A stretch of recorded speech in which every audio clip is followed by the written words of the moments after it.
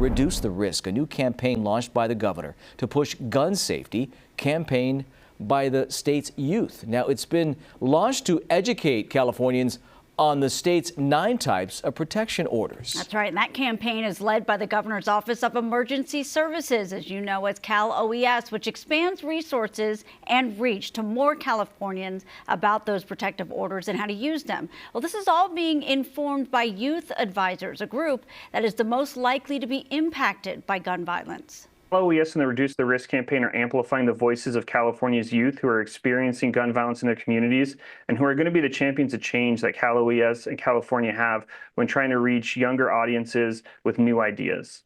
Your reporter covering Sacramento County, Madison Keevy, is here now, going beyond the campaign launch with the story of a survivor using his personal experience, Madison, to really shine a light on the governor's new plan.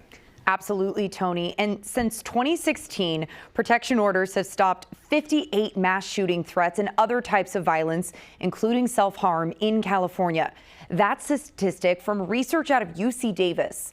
A Sacramento shooting survivor sees this as a real solution to gun violence, the very thing that had him doubting at times if he'd even graduate college. We should be able to roam around, be wherever, go wherever, without fearing the possibility of experiencing great bodily harm. The feeling of safety is something Max Martinez, the smiling graduate in the middle of the photo, had to relearn at 20. I was shot in the stomach, in the small intestine, and luckily I had just got grazed in the head too. This was in 2022. Martinez was one of 5 people injured, ranging in age from 19 to 23 years old. The shooter was 16 years old. That night and the months of recovery pushed Martinez into advocacy, partnering now with the governor. He's on the Youth Advisory Council, helping shape this new campaign to reach the next generation. It kind of ignited a fire in me to want to create change and make sure that what happened to me doesn't happen to other people.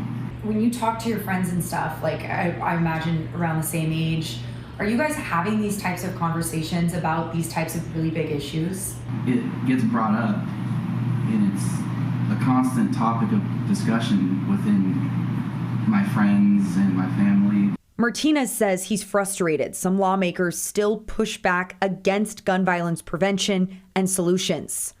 He's now using his tragedy to inspire change. If I can have my experience help prevent someone from experiencing what I have, then it's worth it for me. Martinez told me he finally feels like lawmakers are listening to people his age, at least in California.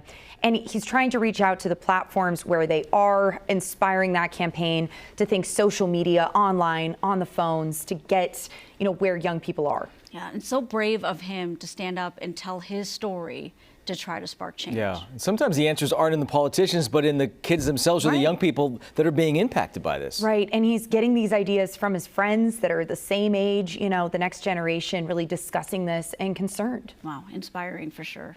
Madison, thank you.